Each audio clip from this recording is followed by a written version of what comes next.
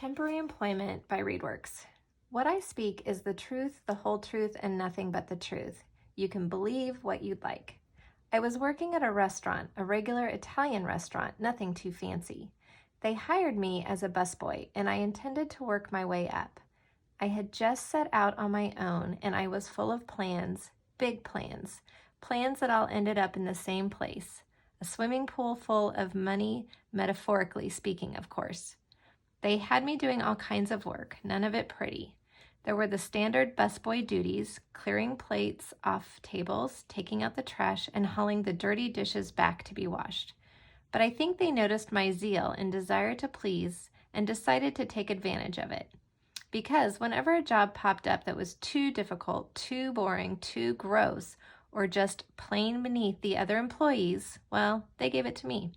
And you know what I said? Yes, sir. Thank you, sir. Franco was the manager. He was nice enough, but he was terrified of Deborah, who owned the place. Deborah only popped in once in a while, but when she was coming, we'd know. First, Franco's eyes would get really wide. He'd start to tremble, and then he'd start yipping like a chihuahua, except instead of barks, he would yip orders. Wash the bathroom, he'd say, even though it was spotless. Double-check the menus. Clean the sinks. Polish the table bases. Polish the silverware, polish the countertops and the tabletops and the tops of the heads of the bald men. Maybe I made that last one up. But the rest is true. He'd work himself up into a frenzy. Deborah was intimidating, I give her that. Her eyes were like lasers and her voice was sharp. It was even worse when she didn't speak. Franco would say something dumb and she'd just glare, which made him so nervous he'd say something even dumber.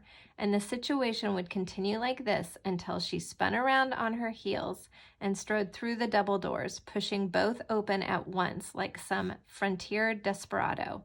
She made people cower, except for me, but as a busboy, it wasn't hard to stay out of her path. That is, except for this one time, the time I'm trying to tell you about. Like I said, I was the designated dirty work go-to guy. Someone threw up in the bathroom? I'm on it. Garbage is piling up in the basement. Boxes and boxes of inventory need counting and restocking. Those boxes are infested with spiders. I'm your man. On the fateful afternoon in question, I was on something of a cleaning spree. Franco had asked me to clean the staff toilets, which were tucked away in a damp corner of the basement out of the customer's sight, and for good reason. The situation called for a wagon full of cleaning supplies. I went to the supply closet only to find cleaning supplies so grimy and full of spider webs that they couldn't even be used without a good scour and scrub. I needed cleaning supplies for my cleaning supplies. I left the restaurant just for a minute to buy what I considered necessary. I was gung-ho about the whole cleaning enterprise.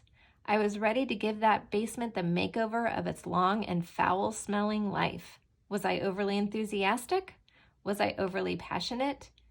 It wasn't as though I stormed wide-eyed through the doors, frothing at the mouth. I didn't yell out a war cry or start spraying all-purpose cleaner with bleach above my head like some sort of lunatic. There was no chanting, no war dance.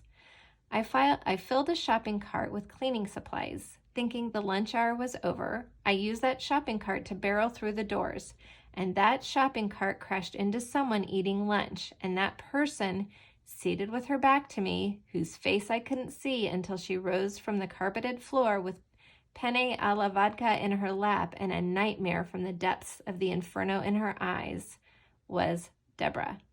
She said nothing at first, but rose with dignity and fury to her feet.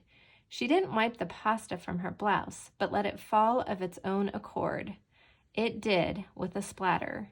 She stared into my eyes. I could feel my mouth opening and closing. I couldn't stop it. Open, close, open, close. Without thinking, I said something. I said, "How fortunate I have cleaning supplies." And I whirled around and grabbed a spray-on fabric cleaner from the cart's heaping bounty and whirled back around to see Deborah's shoulders rising as she inhaled, falling as she exhaled. She breathed heavily, and the rise and fall of her shoulders reminded me of the engine movements of an old-fashioned steam locomotive, one that would shortly flatten me. Deborah raised one trembling finger and pointed it between my eyes, looking as though she wished it were the barrel of a gun. She opened her mouth, but I cut her off with a raised finger of my own. "Hold that thought," I said, and without so much as a sidelong glance, I strode past her to Franco, who thought he could hide behind a large bushy ficus plant. I threw down my apron and simply said in the angriest voice I could muster, "I quit."